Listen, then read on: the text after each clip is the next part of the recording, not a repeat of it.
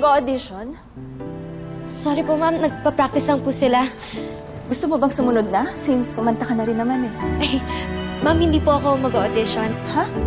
Talaga? Sinamahan ko lang po yung mga kaibigan ko. Sila po talaga yung mag-audition. Sila pong dalawa. Sorry po. Pinakita mo na sa amin what you're capable of. So, ituloy mo na. Kung gusto mong pasukin ang industriyang ito, dapat tanggapin mo lahat ng aspects ng trabahong ito. And that includes the people surrounding you. Mula sa pinakamataas na tao na makakahalubilo mo hanggang sa fans mo. Hindi dahil kailangan. Dahil yun ang tama. Megan, dala-dala mo ang pangalan namin ng daddy mo. Kung may gagawin kang masama, sa amin nagre-reflect yun. Kaya please, alagaan mo naman ang apelido na pinaghirapan namin ng daddy mo. But I do.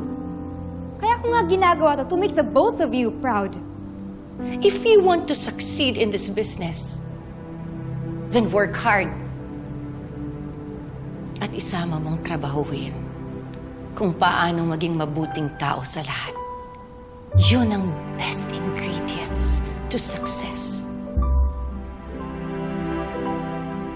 I am having this conversation with you because I want you to succeed. Dahil anak kita. Dahil mahal kita.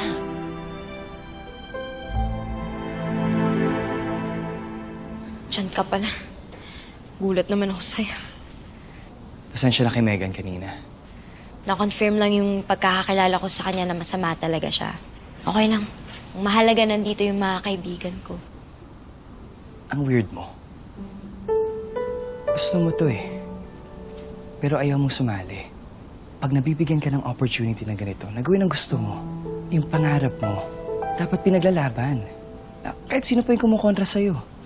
Look, kung paano mo pinaglaban yung mga kaibigan mo kay Megan, Jenny, ganun din dapat sa pangarap.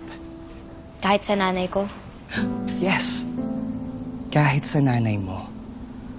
Alam mo, mga anak man lang nila tayo, pero may mga sarili tayong buhay. But we should be in control. Not them. Ako kasi, masaya ako pag masaya si nanay. Hindi ka ba ganun? Ano? Sumusunod ka na lang. Oo. Kasi mahal ko sila. At alam ko din naman na para yun sa future ko eh. Siguro nga magkaiba tayo. Pero kahit na ganun, salamat pa rin kasi pinagbigyan mo yung mga kaibigan ko. Kahit ano man maging resulta nito, salamat pa rin talaga sa'yo. Go, Nancy! Run away! Sa pangarap. Thank you, girls, for taking time to audition. Sa batch na to, ang isa pang pasok sa shortlist ay Lizelle Perez.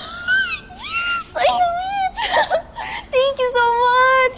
Guys, I won! At si Yuna Mercado.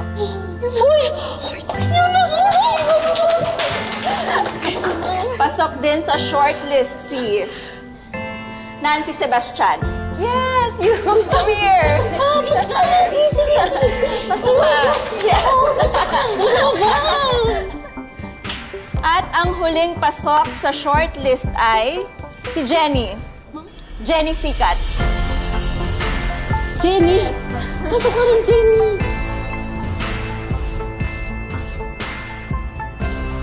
Ako po? Yes!